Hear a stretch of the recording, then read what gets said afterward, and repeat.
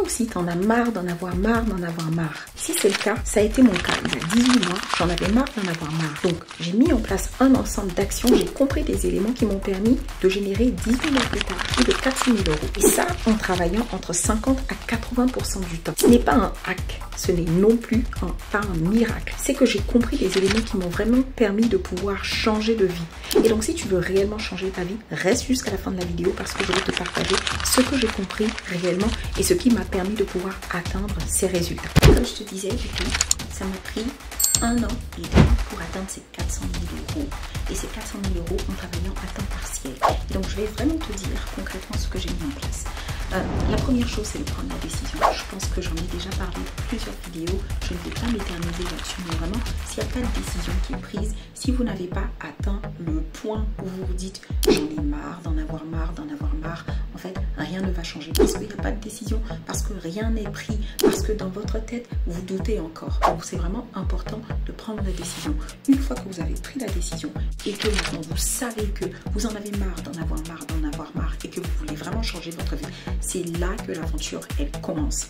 Et donc, à partir de là, il faut que vous vous donniez maintenant, vous trouviez votre motivation profonde. Parce que ce qui va se passer, si vous n'avez pas trouvé ce qui suscite en vous l'envie de vous réveiller le matin, vous allez juste tourner de projet en projet et dans des projets qui ne vont rien vous rapporter. Personnellement, moi, ce qui s'est passé, ça a été un long parcours avant de pouvoir créer mon entreprise Skillwork Consulting. Avant ça, je m'étais embarquée dans du MLM, j'avais créé une entreprise de fabrication de cookies bio en Afrique. J'avais aussi j'avais lancé un blog et avec lequel je voulais créer une application pour aider les boulangers pâtissiers à pouvoir trouver des emplois plus facilement.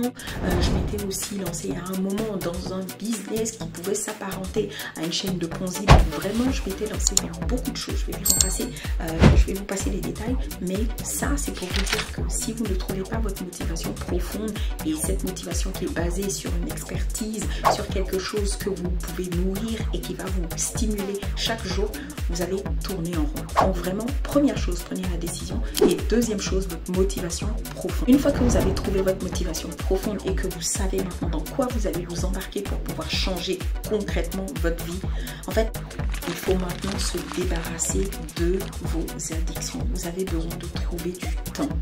Vous allez faire le ménage dans votre agenda, mais vous avez besoin de vous débarrasser des addictions. Parce que le problème, c'est que quand vous allez vouloir atteindre un nouveau seuil, un nouvel échelon, ce qui va se passer, c'est que les addictions, elles vont vous freiner. Une personne qui a une addiction par rapport à l'alcool, ça va être complètement difficile pour cette personne de pouvoir se lancer, de pouvoir atteindre certains chiffres parce que en fait, les soirs, elle sera alcoolisée, le lendemain, elle sera moins performante. Donc ça, c'est vraiment très très compliqué et c'est pour cela qu'il faut se débarrasser de ces addictions.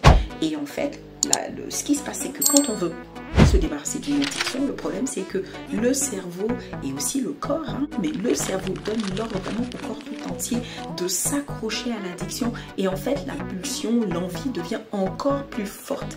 Et donc la solution, c'est de remplacer l'addiction par une addiction qui est par une autre addiction, mais une addiction qui est saine.